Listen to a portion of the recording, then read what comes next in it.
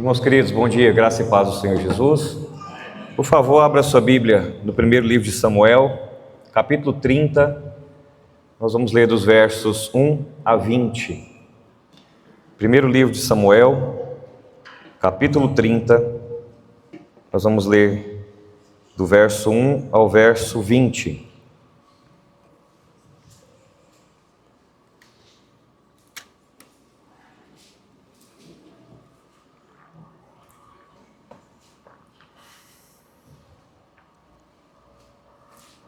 A palavra do Senhor diz assim: Sucedeu, pois, que chegando Davi e os seus homens ao terceiro dia a Ziclague, já os amalequitas tinham dado com ímpeto contra o sul e Ziclague e a esta, ferido e queimado. Tinham levado cativas as mulheres que lá se achavam, porém a ninguém mataram, nem pequenos nem grandes, tão somente os levaram consigo e foram seu caminho. Davi e os seus homens vieram à cidade, e ei-la queimada, e suas mulheres, seus filhos e suas filhas eram levados cativos. Então Davi e o povo que se achava com ele ergueram a voz e choraram até não terem mais forças para chorar. Também as duas mulheres de Davi foram levadas cativas, Ainoã, a Jezreelita, e Abigail, a viúva de Nabal, o carmelita. Davi muito se angustiou, pois o povo falava de apedrejá-lo, porque todos estavam em amargura, cada um por causa de seus filhos e de suas filhas. Porém Davi se reanimou no Senhor, seu Deus. Disse Davi a Abiatar, o sacerdote, filho de Aimeleque: Traz-me aqui a estola sacerdotal. E Abiatar a trouxe a Davi. Então consultou Davi ao Senhor, dizendo: Perseguirei eu o bando? Alcançá-lo-ei? Respondeu-lhe o Senhor: Persegue-o, porque de fato o alcançarás e tudo libertarás. Partiu, pois, Davi, ele e os 600 homens que com ele se achavam, e chegaram ao ribeiro de Besor, onde os retardatários ficaram. Davi, porém, e 400 homens continuaram a perseguição, pois que 200 ficaram atrás, por não poderem, de cansados que estavam, passar o ribeiro de Besor. Acharam no campo um homem egípcio e o trouxeram a Davi. Deram-lhe pão e comeu, e deram-lhe beber água, Deram-lhe também um pedaço de pasta de figos secos e 2 cachos de passas, e comeu. Recobrou então o alento, pois havia 3 dias e 3 noites que não comia pão, nem bebia água. Então lhe perguntou Davi: De quem és tu e de onde vens? Respondeu o moço egípcio: Sou servo de um amalequita, e o meu senhor me deixou aqui, porque adoeci há 3 dias.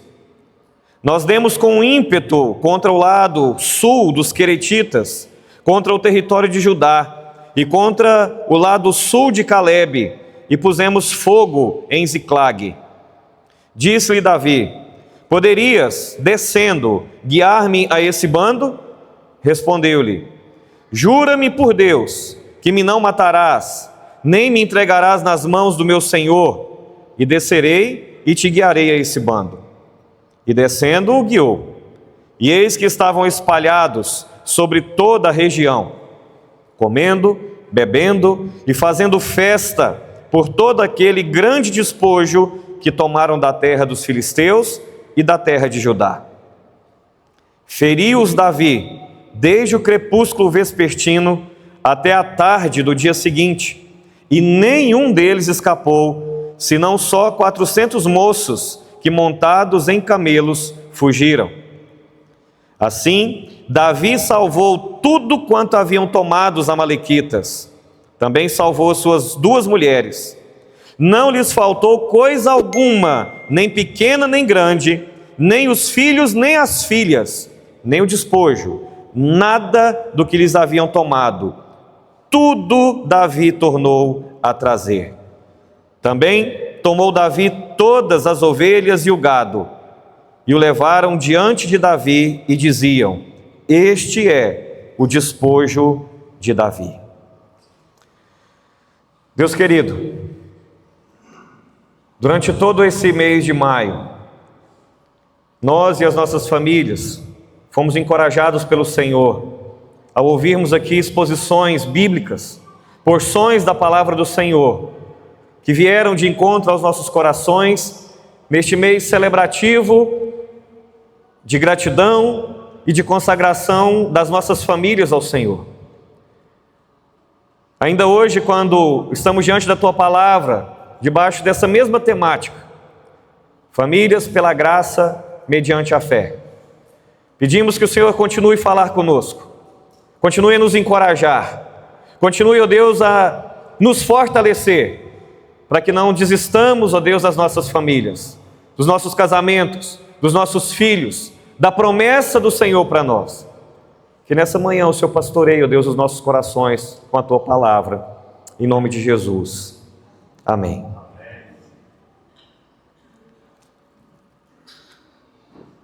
Meus irmãos, as famílias brasileiras vivem num tempo de profunda crise.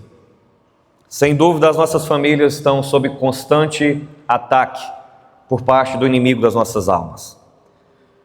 Chega a ser redundante falar sobre os números crescentes de divórcio, isso tanto dentro quanto fora da igreja do Senhor. É redundante falar sobre a banalização do casamento. Vamos casar para ver se dá certo, se não der certo, a gente não continua. Chega a ser redundante falar da inversão dos valores. É notável a ausência dos pais na vida dos seus filhos. A hiperconectividade, que tem desconectado os relacionamentos debaixo do mesmo teto, à medida que conectam pessoas a quilômetros de distância. O esgotamento emocional, mães cansadas, pais exaustos. A pornografia, meus irmãos. Ideologias, tantas que confundem identidades. E certamente a secularização da nossa cultura.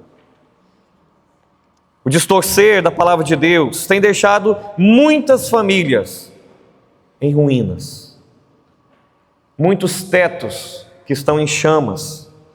Porque a grande verdade é que existem lares onde ainda aparentemente as paredes estão em pé, mas já estão queimando há muito tempo por dentro. Casais que dormem na mesma cama, mas que os corações estão a quilômetros de distância um do outro. Pais e filhos que compartilham a mesma casa, o mesmo Wi-Fi, mas que já não compartilham as mesmas ideias e as mesmas almas. Muitos homens e muitas mulheres, irmãos, que têm levantado dia após dia, carregando a mesma sensação de Davi. A minha casa está em destruição. A minha família está em destruição. Aqui nesse texto que nós lemos, irmãos, Ziclag, essa cidade base, onde Davi, os seus homens e as suas famílias estavam baseados, na verdade ela representa aquilo que nós construímos ao longo das nossas vidas. Representa a nossa casa, representa o nosso lar, a nossa família, o nosso casamento, representa os nossos sonhos, os nossos filhos, os nossos ideais. E muitas vezes, irmãos, nós, assim como Davi, voltamos para casa e encontramos aquilo que nós tanto amamos em ruína, em destruição, sob ataque do inimigo. Foi exatamente isso que aconteceu aqui com Davi. Ele estava para uma batalha com seus homens, ele estava na lida diária com aqueles soldados, e quando eles retornam daquela batalha, cansados, exaustos, esperando encontrar um lugar de refúgio, um lugar de descanso, o que eles encontram, irmãos, é fumaça, cinzas, ruínas, destruição. Aqueles homens são obrigados a se deparar com a perda. Eles são obrigados a confrontar um cenário de grande destruição, e não lhes resta outra coisa senão lágrimas. Lágrimas. E existe então, irmãos, uma pergunta que à luz dessa história nós precisamos fazer. O que é que você e eu nós podemos fazer quando a nossa família está em chamas. Quando o inimigo se levanta para atacar os nossos lares, casamentos, os nossos filhos. Quando o cenário se torna um cenário de ruína, o que nós devemos fazer? Esse texto, irmãos, nos ensina um fluxo de ação liderado por Davi em direção à reconstrução daquela situação caótica em que a cidade e os seus lares e as suas famílias se encontravam. O texto nos ensina a encontrar força, o texto nos ensina a buscar direção e o texto nos ensina a lutar pela restauração dos nossos lares, das nossas famílias, das nossas casas. Porque o que nós aprendemos aqui, irmãos, é que Deus nos chama a resgatar aquilo que parece perdido. Talvez para alguns de nós existam algumas áreas da nossa vida, das nossas famílias, alguns relacionamentos interpessoais que a priori parece que já perdemos.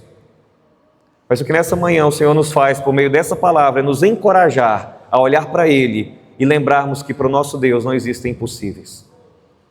No Senhor é possível resgatar aquilo que parece perdido. Então, esse texto nos ensina a termos pelo menos 3 atitudes quando a família está em chamas. E a primeira atitude nós encontramos aqui do primeiro bloco, que vai do verso 1 ao verso 6. E a palavra nos encoraja, irmãos, a entendermos e a agirmos. E a primeira coisa que nós aprendemos aqui é que quando a família está em chamas, nós devemos nos permitir chorar. Quando a família está em chamas, permita-se chorar. Eles voltam para casa e se deparam com um cenário de destruição. E o texto fala assim: então Davi e o povo que se achava com ele ergueram a voz e choraram. Choraram até não terem mais forças para chorar. Irmãos, esse homem volta, esse líder volta para casa e ele encontra a cidade destruída. Esse primeiro bloco aqui nos diz que os amalequitas haviam levado tudo, as suas esposas, os seus filhos, os seus pertences. Significa que haviam levado a sua história, levado também as suas memórias, os seus sonhos. Tudo que esses homens tinham foi levado. Observe o texto aí, irmão, se você puder continuar olhando na sua Bíblia, que o texto não diz que Davi fingiu ser forte. Afinal de contas, a gente cresceu ouvindo, não é porque você está chorando, menino, homem não chora, né? Paga de ser mole. Ele não fingiu que estava tudo bem, ele não reprimiu a dor. A primeira atitude desse homem, irmãos, nobre, líder, um príncipe que vai se tornar um rei de uma grande e próspera nação, é chorar. O homem segundo o coração de Deus, é isso que a Bíblia diz que Davi era, um homem segundo o coração de Deus. Ele chorou, e porque ele chorou, a Bíblia diz também que os seus guerreiros choraram, os líderes choraram, os soldados choraram, os homens choraram, os pais choraram, os maridos choraram. Existem momentos, meus irmãos, em que a dor familiar é tão profunda que ela não pode ser escondida. Existem momentos, irmãos, da nossa vida que a tragédia é tão grande que ao nos depararmos com a destruição, filhos desviados, casamentos adoecidos, enfermidades, perdas, traições, lutos, existe um momento da nossa vida que a pressão é tão imensa que nós devemos nos permitir chorar. Chorar não é sinal de fraqueza. Chorar não é sinal de vergonha. Na verdade, o que o texto nos ensina, irmãos, é que não existe espiritualidade verdadeira sem honestidade diante de Deus. Por vários momentos, em vários lugares, principalmente nos Salmos, a Bíblia nos mostra que lágrimas também são linguagem de fé. Por exemplo, o Salmo 56, no verso 8. O salmista diz assim: contaste os meus passos quando eu sofri perseguições, recolhe as minhas lágrimas no teu odre, não estão elas inscritas no teu livro? E quem é o salmista que escreveu isso no Salmo 56? Davi. Esse mesmo Davi da história que nós lemos aqui no primeiro livro de Samuel. Aqui no Salmo 56, irmãos, ele afirma que Deus vê, que Deus registra e que Deus valoriza as nossas lágrimas. As nossas lágrimas, meus irmãos, não são ignoradas pelo Senhor. Essa é uma das imagens mais belas da Bíblia sobre o sofrimento do crente. Deus vê e Deus escreve as nossas lágrimas no seu livro. Davi sabia, meus irmãos, que as lágrimas derramadas diante de Deus são lágrimas que jamais cairão em vão.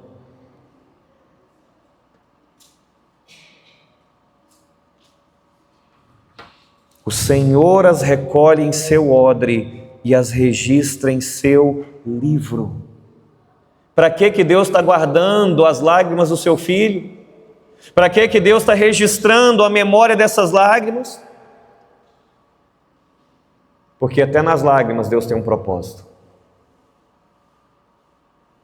Meus irmãos, quando Davi chorou, até não ter mais forças aqui em Ziclag, ele não estava demonstrando falta de fé. Não é isso, irmãos. O mesmo Davi que escreveu aqui no Salmo 56, recolhe as minhas lágrimas no teu odre, é o mesmo Davi que sabia que Deus vê o sofrimento dos seus filhos. E sabe o que mais esse mesmo Davi sabia? É que aqueles que com lágrimas semeiam, com júbilo ceifarão. Os que com lágrimas semeiam, com júbilo ceifarão, diz o salmista no Salmo 126. De maneira, irmãos, que as lágrimas do povo de Deus não são sinais de derrota. Muitas vezes são sementes de uma restauração futura e próxima. Eu vou repetir, as lágrimas do povo de Deus não são sinais de derrota. Muitas vezes são sementes de uma restauração futura e próxima. Esse texto nos ensina, irmãos, que muitas famílias adoecem porque aprenderam a esconder as feridas, empurrar a dor debaixo do tapete, fingir que não tem nada acontecendo. Meus irmãos, Deus não exige que nós escondamos e neguemos as nossas dores. Não existe nenhum mandamento falando para você negar as suas dores, esconder as suas dores. Na verdade, Deus nos convida a levar as nossas dores aos seus pés, ao trono da graça. Lágrimas derramadas diante de Deus, irmãos, jamais são desperdiçadas. É isso que nós aprendemos aqui. Mas esse bloco ainda potencializa. E aquilo que já parecia muito ruim aqui, de uma hora para outra começa a piorar. Davi volta, a cidade está destruída, ele é o líder daquela cidade. Davi volta, os lares estão destruídos, as suas mulheres, os seus filhos foram levados embora, o seu patrimônio, a sua riqueza, ele perdeu tudo. Mas agora o texto diz que os próprios amigos dele, os próprios liderados dele, querem matá-lo, querem apedrejar ele. Aquela crise externa, irmãos, transforma-se agora numa crise interna. Ah, meus irmãos, e quantas famílias experimentam exatamente isso hoje? Muitas vezes, além de lutar contra o problema externo que veio sobre a família, elas acabam lutando entre si, internamente, movidos por aquele problema externo que veio sobre a família, e começa a haver dissensão, confusão. Nós não devemos nos enganar, irmãos. O inimigo das nossas almas é estratégico. O inimigo das famílias sabe que uma família dividida se torna vulnerável. Muitas vezes, primeiramente, vêm os ataques externos, desestabilizam o casamento, desestabilizam os relacionamentos, e então o que ele quer fazer? Ruir internamente o seio daquela casa.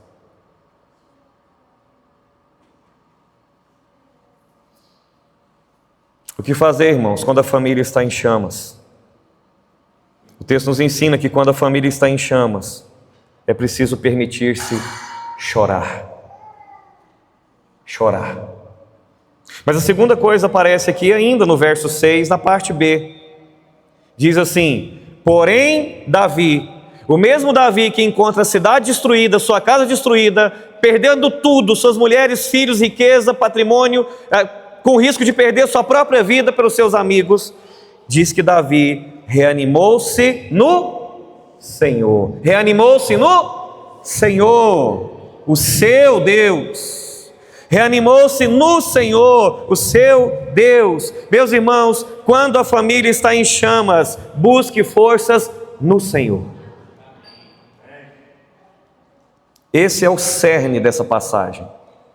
Toda a narrativa está girando aqui em torno desse núcleo. Os 20 versículos que nós lemos aqui, eles giram em torno da parte B desse verso 6. Porém Davi se reanimou no Senhor, o seu Deus. Davi havia perdido tudo, irmãos. Até o prestígio dele havia desaparecido. A liderança dele estava questionada. Os amigos dele queriam matá-lo. A família dele tinha sido desaparecida, podia estar morta, podia ter se tornado escravos. As mulheres podiam estar sendo abusadas aqui pelos inimigos. Mas alguma coisa fez com que algo permanecesse intacto na vida desse homem. Os inimigos de Davi levaram tudo que ele tinha. Só uma coisa não conseguiram tirar de Davi: a sua intimidade com o seu Deus, o seu relacionamento com o seu Deus. Irmãos, é interessante demais essa expressão, porque o texto não diz que Davi se fortaleceu em si mesmo. O texto não diz que Davi acreditou no seu potencial. O texto não diz que Davi teve pensamento positivo. O texto diz que Davi reanimou-se no Senhor, seu Deus. E a palavra hebraica aqui foi traduzida para o português por reanimou. Ela comunica uma ideia um pouco mais forte do que reanimar no português. A ideia aqui é que ele se fortaleceu, mas a ideia aqui é que ele se agarrou, e a ideia aqui é que ele firmou-se no Senhor. Em outras palavras, irmãos, na hora da crise, Davi correu para o Senhor. Davi não correu para o desespero. Davi não correu para a autocomiseração. Davi não correu para o ressentimento. Davi não correu para o vitimismo. Davi correu para o Senhor. Para o Senhor, seu Deus. E aqui, irmãos, está a teologia desse texto. Porque a grande diferença entre Davi e Saul, o qual vai ser destronado para que Davi possa ascender ao trono, não era a ausência de problemas. Saul tinha problemas, mas Davi também tinha problemas. A diferença entre esses dois homens era a direção para a qual eles corriam durante os seus problemas. Davi corria para o Senhor, enquanto Saul corria para qualquer outra direção, menos para o Senhor. Saul afastava-se de Deus nos problemas. Davi corria para Deus nos problemas. Irmãos, o texto nos ensina que as famílias não são destruídas apenas porque enfrentam crises. Todas as famílias, vez por outra, vão enfrentar crises, porque nós vivemos num mundo quebrado, caído, afetado pelo pecado. Famílias não são destruídas porque enfrentam crises. Famílias são destruídas porque quando enfrentam crises, tentam enfrentar longe de Deus.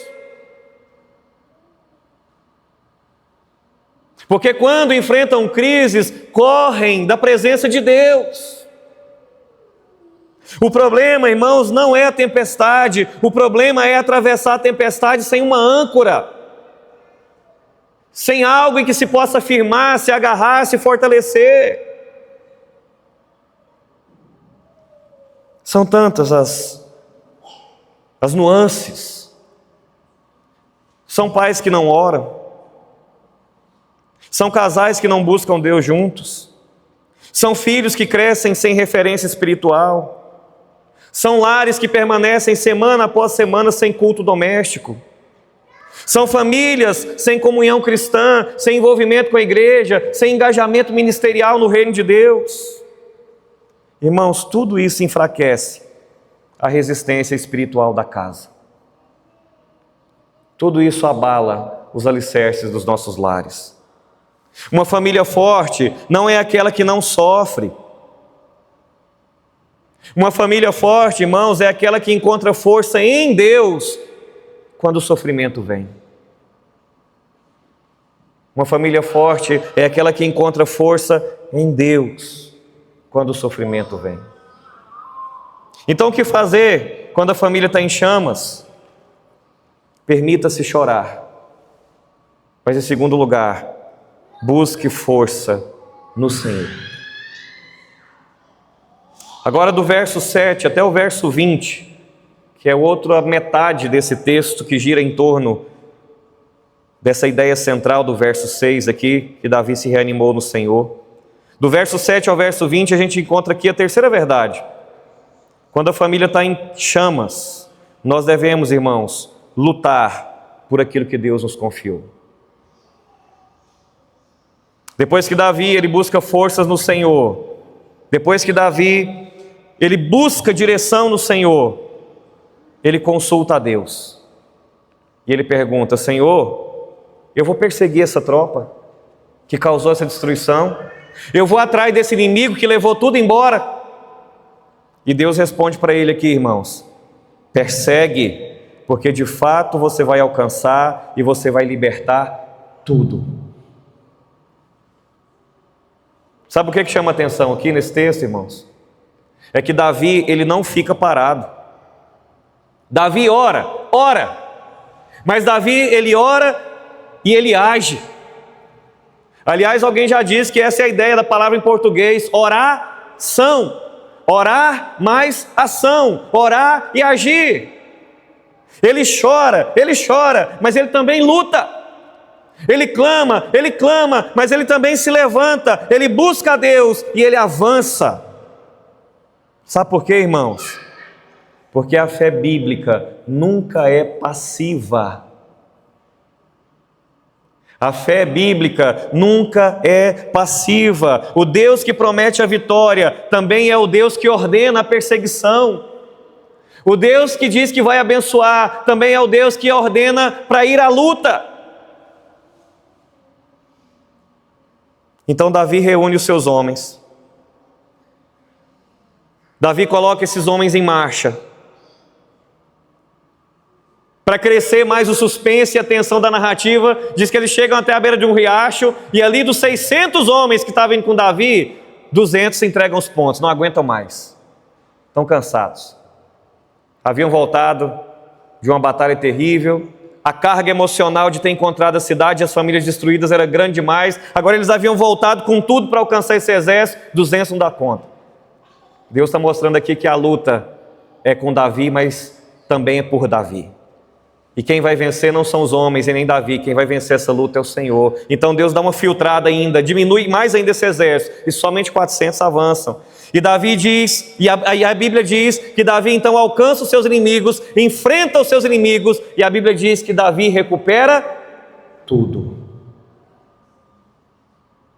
Observe, irmãos, porque tem uma repetição impressionante que o texto faz questão de destacar. Olha aí no finalzinho da sua Bíblia. Diz assim, não da Bíblia, o final do texto na sua Bíblia. Nada lhes faltou, Davi tudo tornou a trazer, Davi salvou a todos. 3 vezes enfatizando de que Davi recuperou tudo aquilo que o inimigo havia levado. E aqui o Espírito Santo está enfatizando uma coisa, irmãos. O Deus que permitiu a prova foi o Deus que trouxe a restauração. O Deus que permite a prova é o Deus que traz a restauração. Você pode repetir isso? O Deus que permite a prova é o Deus que traz a restauração. Glória a Deus. Meus irmãos, existem muitas pessoas que estão esperando que Deus faça sozinho aquilo pelo qual o próprio Deus está chamando os seus servos a fazerem. Tem gente esperando que Deus haja sozinho frente àquilo que Deus está chamando eles a agirem com o Senhor. Pais que querem filhos piedosos, mas sem discipular eles. Cônjuges que querem casamentos fortes, mas sem investir neles. Famílias que querem restauração do lar, mas sem reconciliação, sem pedir perdão e sem conceder perdão. Pessoas que querem colheita, mas não querem semear. Gente que quer vitória, mas não quer lutar a batalha, irmãos.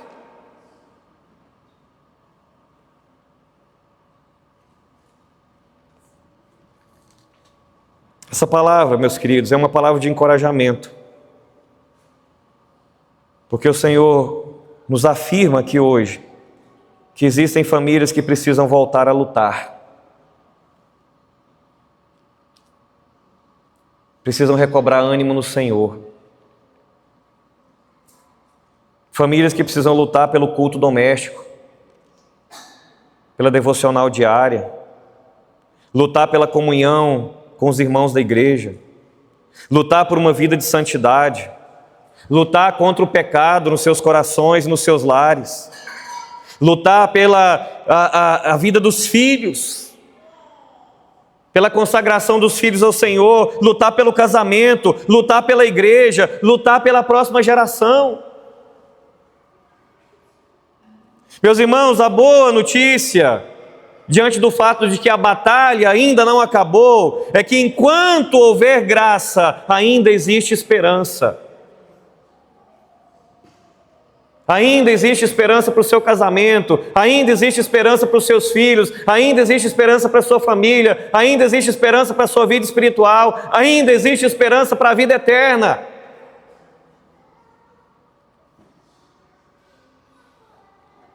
Quando a família está em chamas, permita-se chorar, busque forças no Senhor, lute por aquilo que Deus te confiou. Esse texto, irmãos, não é apenas uma narrativa de guerra.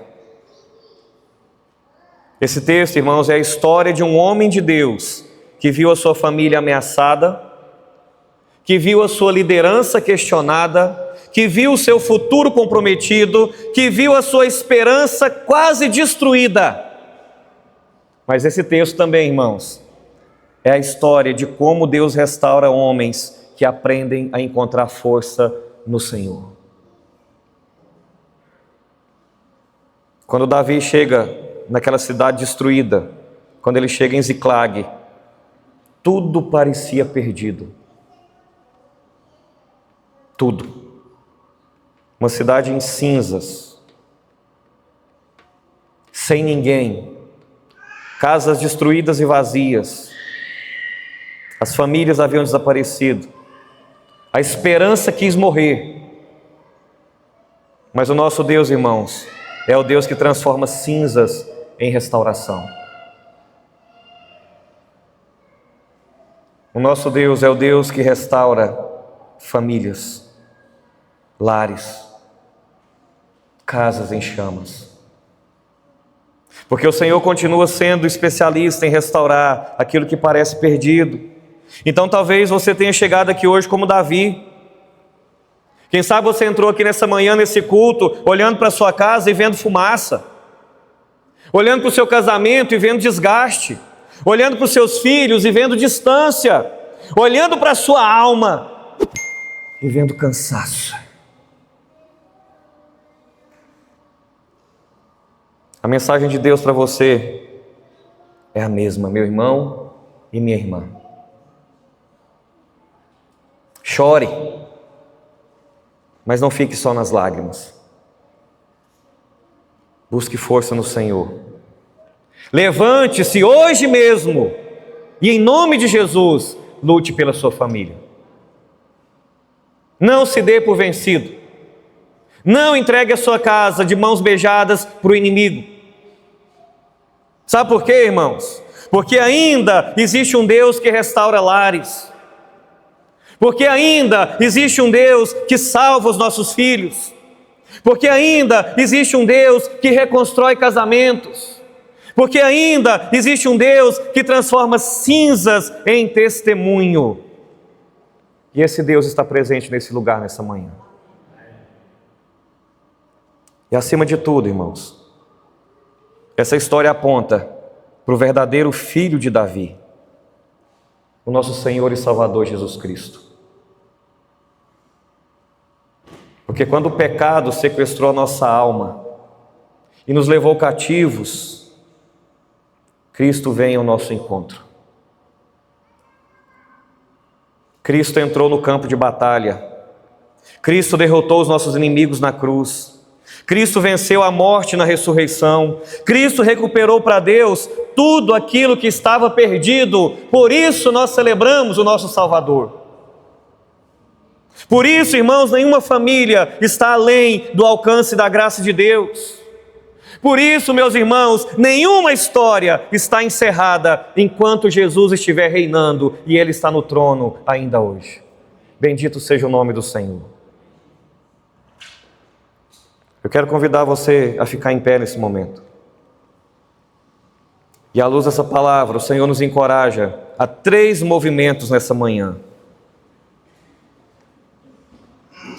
Primeiro, irmãos, reanime-se no Senhor. Se você parou, volte a orar, volte a ter culto doméstico na sua casa. Você vai achar um tempo, sim. Vocês vão conseguir organizar, sim. Vocês vão ser abençoados, sim. Mas levante-se e lute por isso. Não deixe o cansaço vencer. Não deixe o desânimo ganhar. Não deixe a desculpa da falta de tempo ser o impeditivo. Reanime-se no Senhor e tome a sincera e firme decisão. Eu irei ter culto doméstico na minha casa, aconteça o que acontecer, toda semana pelo menos. Reanime-se. Busque o Senhor. Entregue as suas lágrimas ao Senhor. Entregue o seu clamor ao Senhor. Busque forças no Senhor e levante-se. Pare de lutar contra a sua própria família. Pare de lutar contra o seu cônjuge. Pare de lutar contra os seus pais. Pare de lutar contra os seus filhos. Lute por sua família, não com sua família. Porque ainda, irmãos, existe um Deus que restaura lares. Deus alcançou e modificou a minha casa. Que esse seja o nosso testemunho para a geração que está vindo depois de nós. Que nós servimos um Deus que restaura as nossas vidas e as nossas famílias. Que nós possamos nos reanimar hoje no Senhor.